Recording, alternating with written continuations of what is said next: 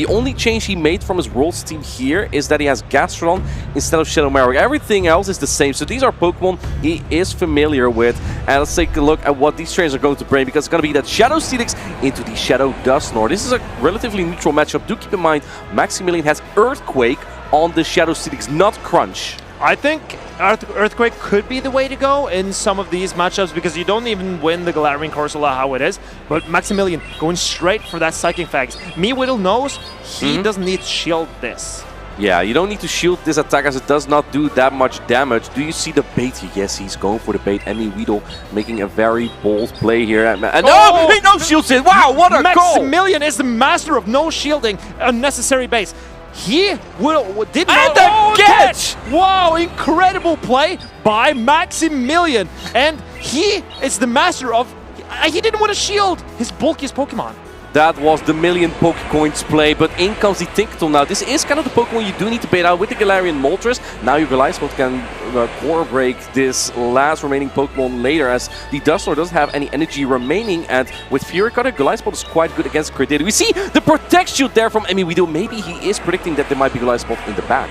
And MEweedle, he realized that his Tinkaton is very good here, so he wants... he doesn't even charge up this player. He wants more farm, but he still knocks out. Oh, wow. That's... Oh, well, yep.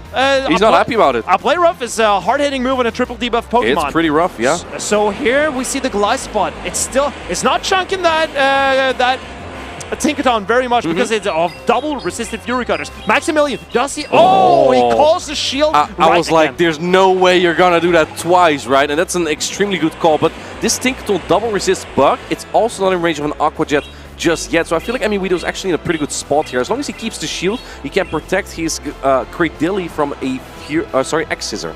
He needs to strip the shield away from the Goliathspot. And here, Goliathspot needs to put up a shield to be in to keep its health. But Maximilian, he gambles at being a bait. But now, this Goliathspot is getting dangerously low. At this point, what do you predict is in the back? Because I don't see a lot on the team of MEweedle that at this point the Steelix or the Goliathspot can win. It was a Blastoise maybe, but in comes the Cradilly, goes for the X-Scissor. It doesn't matter because MEweedle has the shield still. There's energy on the Steelix, but I don't think an Earthquake's gonna be even remotely enough to knock out. The MEweedle shielding up his Tinkaton. That was the decider in this game. Maximilian, he needs to shield his Steelix, but he knows this is a Rock Tomb, but he still has to shield it because he has no HP left in his Pokemon. He has no health left, otherwise the Steelix would almost get knocked out by that.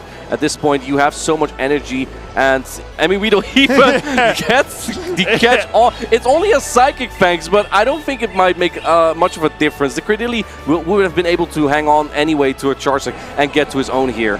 And we see the Grass Knot coming in. This is knocking out the Steelix. MEweedle realized his Tinkaton was the way to victory and shielded up a Brave Bird. Even though it's resisted, it was the right call to make. You don't. Like, most of the time, Tinkaton doesn't need to shield anything from Galarian Moltres. And I mean, it would have hung on easily on the Brave Bird, but realizing, perhaps this is a bait out, I might need this Tinkaton later.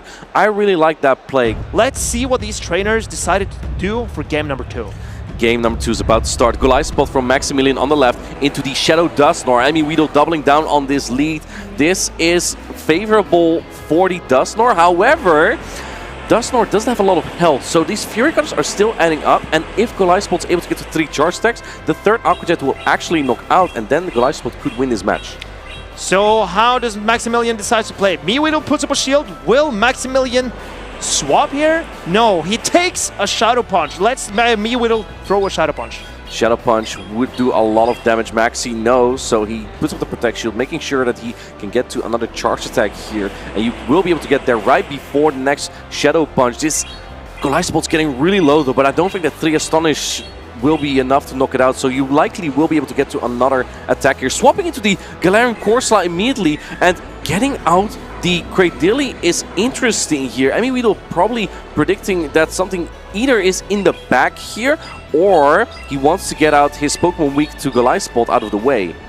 I think MEweedle is... he's valuing his Tinkaton. He doesn't want to expend it on a neutral matchup like the Corsola. But as you mentioned, there's no Galarian Moltres for MEweedle, so this Corsola is looking incredible for Maximilian, taking a charge attack after charge attack. Oh, maybe you should throw your moves, Maximilian. No, I think he's trying to stall the clock here, and MEweedle even realizes, and he doesn't throw his charge attack just until here now as well. I now would expect the swap from Maximilian into either one of his Pokemon. So he... Oh no, we don't see the switch. We see the switch into the Tinkaton. You're forced to go into Cradily now. Cradily only has resisted charge attacks, but because Rock Tomb is Rock Tomb, it just keeps debuffing your opponent. Cradily can actually make this quite close. And do keep in mind that the Galarian Corsola has about 2 charge attacks still on Maxi's side. Well, the unfortunate part for MEweedle was that the Corsola was double debuffed, so Maximilian didn't want to expend his energy with the Corsola. But now the Corsola will have reset those debuffs, and the Nightshades will come in with full force. And there are no protections remaining on MEweedle's side as well. Going for the maximum amount of damage. You go for the Grass Knot, actually. I think Maximilian is just satisfied letting this Cradily go and outputting as much damage as possible. I would expect to see a switch right after this charge attack, as you don't want to get farmed down on this Cradily as Maximilian. So MEweedle, he is... What's his win condition there? What is he looking for? He's going back into the Cradily. Oh! Is this a catch? I kind of feel like you needed this Cradily.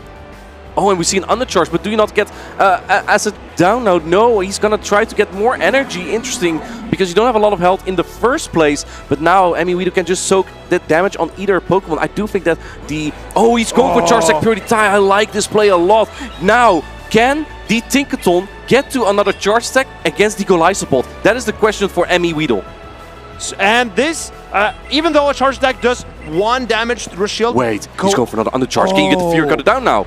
Maybe the but he doesn't undercharge enough, so now the Tinkaton can get some more energy, but the Golisopod, is it dry? How much energy does the Golisopod... Wait, I don't think this knocks out though. Oh, he's going for the Bulldoze. Maximilian knows this is not a play rough. But the thing is, this is a weak move. There's a 50% chance that you get a drop here. If you get that, can the Fairway knock out? And Golisopod X on! Maximilian gets to the move! It was 50% chance for MEweedle to win this game, but Golisopod hangs on, barely gets to an Aqua Jet, knocks out the Tinkaton. Incredible game between these two battlers. Wow, they're both playing out of their mind there. Let's see how Maximilian decides to adjust.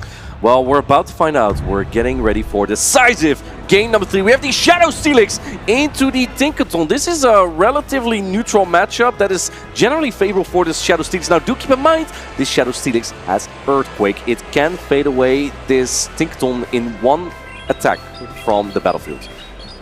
That leaves MEweedle with a decision to make. Will he risk taking an Earthquake on his Tinkaton? But he gets a debuff on his Bulldoze. Ooh. And that will make this Bulldoze do even more damage.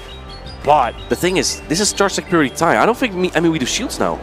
No, because now the Steelix is so low, we can come in with this Dusk Noir and get a juicy farm down if he wants. Yeah. He decides to no shield, and Maximilian decided to go for the Psychic Fangs. Oh, that's a great call by MEweedle. And can Steelix make amends here? It's going for another Psychic Fangs. I don't think Maxi minds, because as long as this Pokemon's out of the way, Golisopod looks really good in the back, but because Maxi didn't bring any Galarian Moltres, Dusknoir is really free. But we don't see MEweedle swapping into the Dusknoir because he is afraid of that potential Galarian Moltres in the back. Look at how close this gets. Straight Psychic Fangs.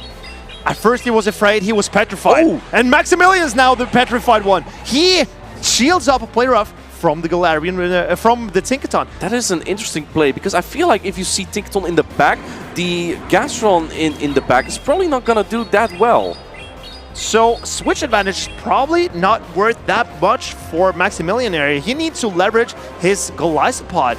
But now, is the Cradily going for a farm down in the Steelix? This is so brave, but still so clever, because the Steelix with its resistant Thunder Fangs aren't doing that much damage to the Cradily. But look at where the energy goes from this Cradily. Everywhere! And look at the team of Maxi.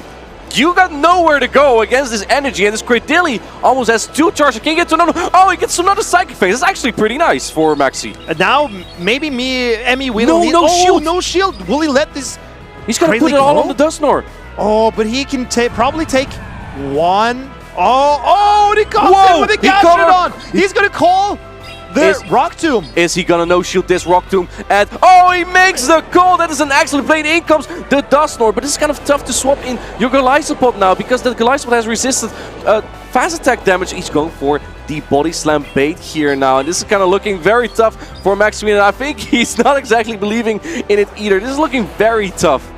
And here comes the Golisopod, but the Dusknoir has so much energy after getting the farm against that Gastrodon, and the Cradley also has a charge attack stored in the back. I think it's one off a charge attack, but regardless, I think this Dusknoir is just going to get an entire farm down for MEweedle. This was kind of risky because it could have been charge security time. I think that the Gastrodon otherwise will be able to get to a charge attack here. You have to use a protect shield here, but I think that this Dusknoir is just going to astonish down, going for the X's here. I think Maxi was hoping to catch the Cradilly swapping in, and MEweedle kind of surprised by that because now he snuck that fast attack, and you totally get the entire astonish down here. Dusknoir is only one off a charge attack. MEweedle knows, fist pumping to the crowd. Dynamic Punch is coming in on this Gastrodon. And you can see him popping off because this Dynamic Punch is enough to knock out this Gastrodon. MEweedle is Dynamic Punching the air and in relief because he is so pleased with going through to day number 2